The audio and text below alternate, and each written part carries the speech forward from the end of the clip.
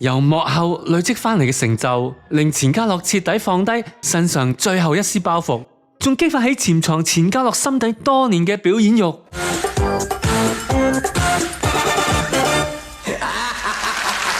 呢份自信最終帶埋佢踩上紅館嘅大舞台。因為電影《古惑仔》系列結合深厚嘅兄弟情，錢嘉樂同鄭伊健、陳小春、謝天華、林曉峰一齊喺紅館開演唱會。我諗唔到我差唔多50歲我先至去學唱歌、學彈琴，我中意彈琴。迎心跳，迎偷笑。